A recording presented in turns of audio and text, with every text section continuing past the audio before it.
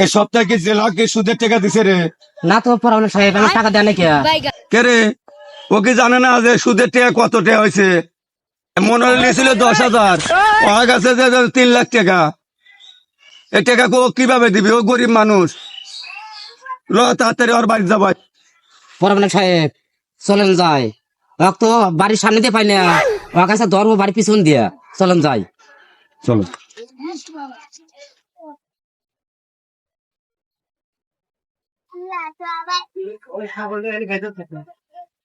আমার বাড়ির দিন কি রাস্তাঘাট না। পরামানিক সাহেবের কাছ থেকে আজ 2টি বছর ধরা 10,000 টাকা লিয়াছি, তার সাথে দেখাও করে না, দেখাও করি না। সে আমার বাড়িতে আসে, আমি পলা পলা থাকি। একটা ছাগল আছে, ছাগলটা বেচে তা আমি ঈদের বাজার করব। কবে যে পরামানিক সাহেব হাতে আমার দেখা হবি। এই 10,000 টাকা আছে পরামর্শ সাহেবের কাছে, 2 বছর ধরে তো 3 লাখ টাকা লাভ আছে। পরামর্শ সাহেব আছে টাকা লেগে টাকা দিবি না?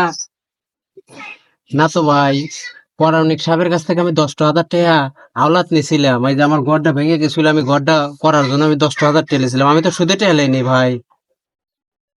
ও যে পরামর্শ সাহেব আছে কি কল লাগে কম?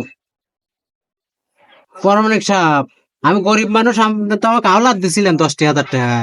এই আমার বিধানে কোনো আওলাদ নাই। তোকে আমি সুদের বানিয়ে দিছি, আমার 3 লাখ টাকা হয়েছে। তুই 2 বছর ধরে লাভ দিস না। দুধের মেয়াদে কুরবানির ঈদ, আমি তুই টাকা দে। আমি মনে গরু গরু কিনবো। আমার বেটি বাঁচতে আইছে, আমার জামাই যে আইছে, তাকে বাজার করে দেবো।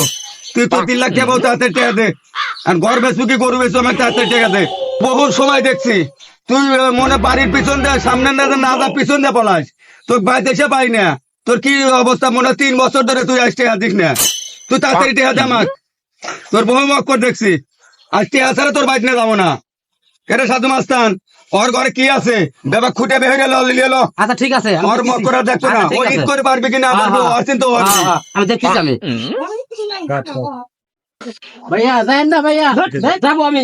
টাকা দিন 2 বছর ধরে আমার কিছু না আছে, যাবো আমি। আইন ভিতরে ফিটুন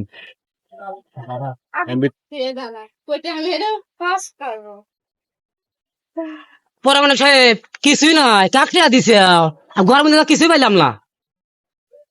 কেরে ছাগল কার? ছাগল নিয়ে চল, করা দেবো। না দেন না ভাই, আমার একটি ছাগল ভাই। পরামর্শ সাহেব ছাগল দেয় না। ওর দেখা ভালো দে। ওর বহু নাটক দেখছি, আর বহু নাটক দেখছি।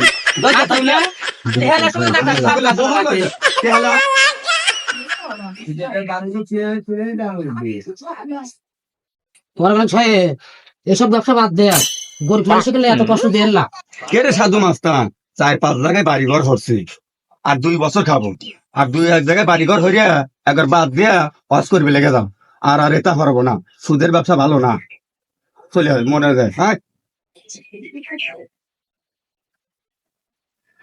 ভাই, আর জীবনে কেউ কারোর কাছ থেকে সুদে টাকা লিয়েন না। দেখেন পরামানিকের কাছে আমি টাকার জন্য গেছিলাম, সে একজন ধনী মানুষ, আমিও খুব অভাবী মানুষ, সেই জন্য গেছিলাম।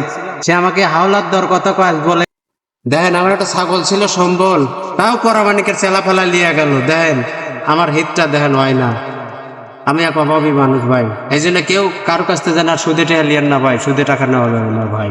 আমার মতন এই পরিস্থিতি আপনারা জানি না পড়েন।